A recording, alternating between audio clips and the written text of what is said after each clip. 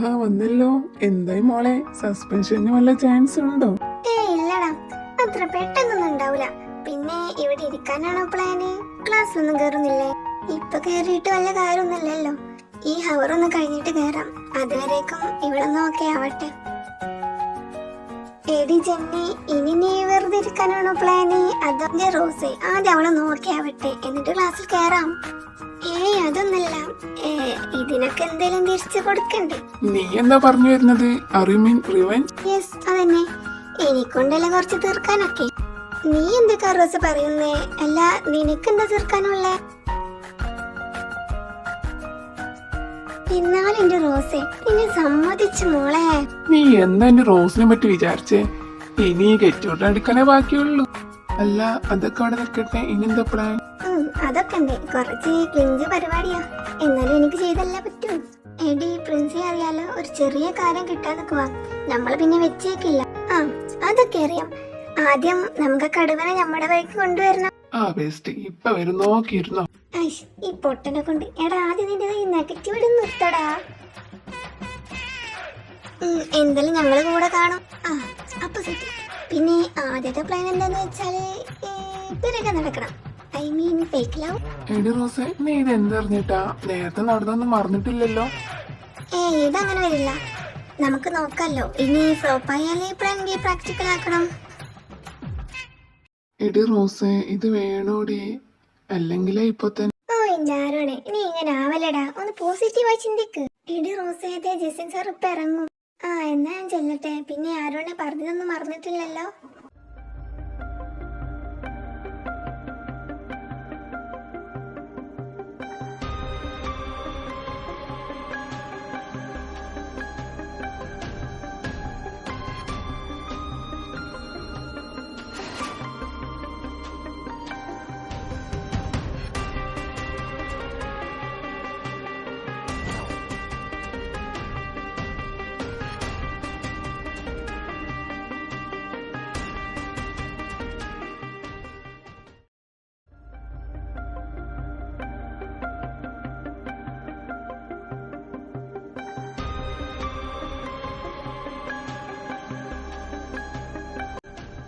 സാറേ, ഏത് perfume use ചെയ്യുന്നേ? എന്തായാലും കൊള്ളാം, എനിക്കിഷ്ടായിട്ടോ. എന്റെ സാറേ, ഇങ്ങനൊന്നും നോക്കല്ലേ. എന്തെങ്കിലുമൊക്കെ നടന്നാ പിന്നെ എന്നെ പറഞ്ഞിട്ട് കാര്യമില്ല. അല്ലെങ്കിലേ കൺട്രോൾ ചെയ്ത് നിൽക്കുക. അപ്പഴാ അങ്ങനെ ഒരു നോട്ടം. നിർത്തടി കോപ്പേ, അവളുടെ ഒരു കൺട്രോള്. എന്താ ഇച്ച, ഒന്നും അറിയാത്ത പോലെ. ആരാടി നിന്റെ ഇച്ച? എന്റെ കൈക്ക് പൊടി ഉണ്ടാക്കേണ്ടതിൽ പൊക്കോ. ഓഹോ, എന്റെ ഇച്ചായനെ ഞാൻ പിന്നെന്താ വിളിക്കേണ്ടത്? എടി കോപ്പേ, വേണ്ടാന്ന് വെക്കുമ്പോ തലേ കയറി നിറങ്ങുവാ. ഇവിടെ നിർത്തിക്കോണം പുല്ലേ. എന്നെ അറിയാലോ നിനക്ക്. അങ്ങനെ ഇപ്പൊ നിർത്താൻ ഉദ്ദേശമില്ലെങ്കിലോ? പിന്നെ താൻ ആരാണെന്ന് എനിക്ക് നന്നായിട്ടറിയാം. ഇനി കൂടുതൽ അറിഞ്ഞിട്ട് വലിയ കാര്യമൊന്നുമില്ല. സോ എന്നെ അറിയണ്ടേ? ഇല്ലേലേ ഞാൻ അറിയിച്ചിരിക്കും. നന്നായിട്ടുണ്ട്. നിന്റെ ഒരു കോപ്പ് നടക്കൂല മോളെ. ഈ ജെസിനോട് എതിർത്ത് നിൽക്കാനേ നീ ഒന്ന് പോരാ. തണുത്തിരുന്ന് കളിക്കാൻ നോക്ക്, അതാ നല്ലത്.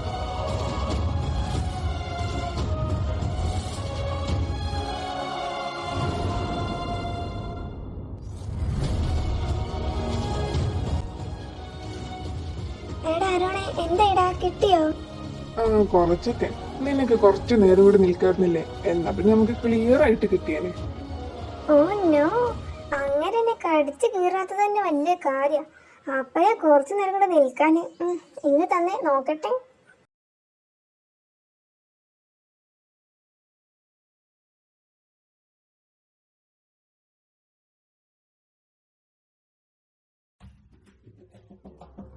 എടാ ജസ്റ്റ്, നിന്റെ പോയ കിളികളൊന്നും തിരിച്ചു വന്നില്ലേ? ഇപ്പോഴും തിരിച്ചു വന്നിട്ടില്ലല്ലേ? എന്നാലും നിന്നെ ഇപ്പൊ എന്തിനാണാവോ ഇങ്ങോട്ട് കെട്ടിയെടുത്ത്? ഞാനുള്ളതല്ല പറഞ്ഞേ. അതവിടെ നിൽക്കട്ടെ. താഴേക്ക് വായോ, പപ്പി മമ്മി നിന്നെ അന്വേഷിക്കുന്നുണ്ട്. വന്ന മുതലുള്ള കേറിയിരിപ്പല്ലേ. ഞാൻ വന്നോളാം.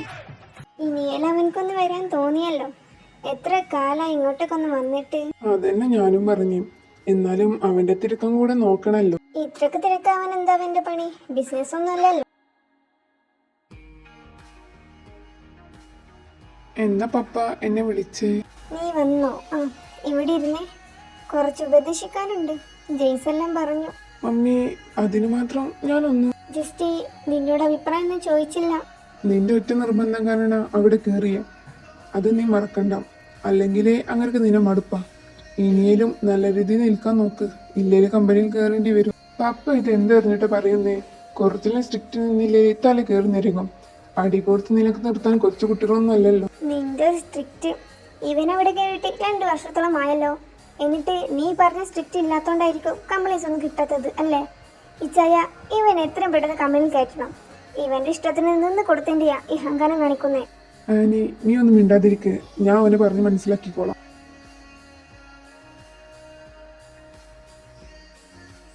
എടാ ജസ്റ്റി, അവള് പറഞ്ഞതൊന്നും നീ കാര്യാക്കണ്ട, വിട്ടേക്ക്. പപ്പ ഞാനങ്ങനൊന്നും ഉദ്ദേശിച്ചല്ല പറഞ്ഞേ. നീ ഇനി കോളേജിൽ അധികം സ്ട്രിക്റ്റ് ഒന്നും ആകണ്ട. നീയായിട്ട് തന്നെ നിന്നാ മതി. എന്തൊക്കെ കാണിച്ചാലും നീ അതിൽ പോയി ഇടപെടണ്ട. നിന്റെ ദേഷ്യം അതൊന്ന് കുറക്കും. ആ പപ്പ, ഇനി ഞാൻ ശ്രദ്ധിച്ചോളാം. മമ്മിക്ക് എന്നോട് ദേഷ്യം കാണുമോ പപ്പ? അതൊക്കെ അപ്പോഴത്തെ ദേഷ്യത്തെ പറഞ്ഞതല്ലേ. കുറച്ച് കഴിഞ്ഞാൽ മാറിക്കോളും. പാവം കൊച്ചു, നല്ല സങ്കടമായിട്ടുണ്ടാവില്ലേ? പിന്നെ ഇല്ലാതെ അവള് കരഞ്ഞിട്ട് ഇറങ്ങിപ്പോയെ. എന്നാലും നിങ്ങളുടെ സാറിന് ഇത്രക്കൊന്നും പറയണ്ടായിരുന്നു. എനിക്ക് തന്നെ സങ്കടം തോന്നി കേട്ടപ്പോ. മീഡിയം പ്രൊഫസറെ ഈ റോസിനോട് കളിച്ചത് ഇങ്ങനെ ഇരിക്കും. എടി റോസെ, എന്തായിരുന്നു മകളിലെ? നീ എന്താ കൺസേർട്ട് വല്ലതും നടത്തായിരുന്നോ? ദേ മമ്മി, റോസ് അവരുടെ കൂടെ ഉണ്ടായിരുന്നു. കാണണായിരുന്നു അത്.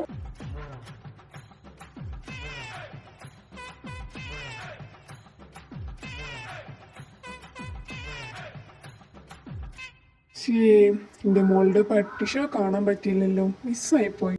അത് സാറല്ലേ പപ്പ, ഇനിയും ഉണ്ടാവും, കാണാലോ.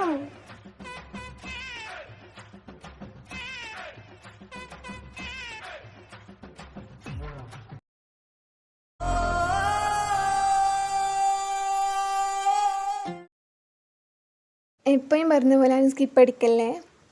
പിന്നെ എപ്പിസോഡ് നല്ല ലേറ്റ് ആയിട്ടുണ്ട്. ഐ തിങ്ക് 2 or 3 months എങ്ങനെ ആയി കാണും. സിറ്റുവേഷൻ അതായതുകൊണ്ടാണ്. എഡിറ്റിങ് കുറച്ച് പറ്റും, ബട്ട് ഡബിങ് തീരും പറ്റൂല. പിന്നെ കുറച്ച് പേര് എൻ്റെ കമൻസിൽ വന്ന് ചോദിച്ചിരുന്നു എപ്പിസോഡ് എന്താ ഇടാത്തതെന്ന്. I am so happy. കുറച്ച് പേരെങ്കിലും എൻ്റെ സ്റ്റോറിക്ക് വേണ്ടി വെയിറ്റ് ചെയ്യണ്ടല്ലോ, അതാണ്. പിന്നെ നെക്സ്റ്റ് എപ്പിസോഡ് ഇനിയും ലേറ്റ് ആവും. സിറ്റുവേഷൻ അതായതാണ്. ഐ തിങ്ക് നിങ്ങൾ മനസ്സിലാക്കുമെന്ന് വിചാരിക്കുന്നു. പിന്നെ ഈ എപ്പിസോഡ് തന്നെ എങ്ങാനും 6 minute അത്ര ഉണ്ടാവുള്ളൂ, വലുതായിട്ടൊന്നുമില്ല. പിന്നെ അതിൽ തന്നെ കാക്കയുടെയും പൂച്ചയുടെയും പട്ടിയുടെ എല്ലാ സൗണ്ടും ഉണ്ട്. സോ അഡ്ജസ്റ്റ് ചെയ്യുക. പിന്നെന്താ, ഞാൻ ഈ വോയിസ് ചേഞ്ച് ആക്കുന്നില്ല. കുറച്ച് പേര് എന്നോട് റിയൽ വോയിസ് ചോദിച്ചിരുന്നു, അവർക്ക് വേണ്ടിയാണ്. ഞാൻ ഇതിനെ പറ്റി ഒരു അഭിപ്രായം ചോദിച്ചിട്ടില്ല. സോ കമൻറ്റ് സെക്ഷനിൽ വന്നിട്ട് അത് പറയണ്ട. പിന്നെ ഇത്രയൊക്കെ തന്നെ ഉള്ളൂ. നിങ്ങളെൻ്റെ സിറ്റുവേഷൻ മനസ്സിലാക്കുമെന്ന് വിചാരിക്കുന്നു. പിന്നെ വെയിറ്റ് ചെയ്യിപ്പിക്കുന്നതിന് സോറി. ഇത്രയൊക്കെ തന്നെ ഉള്ളൂ. സോ ലൈക്ക് ചെയ്യുക, ഷെയർ ചെയ്യുക, സബ്സ്ക്രൈബ് ചെയ്യുക. അപ്പോൾ ടാറ്റ.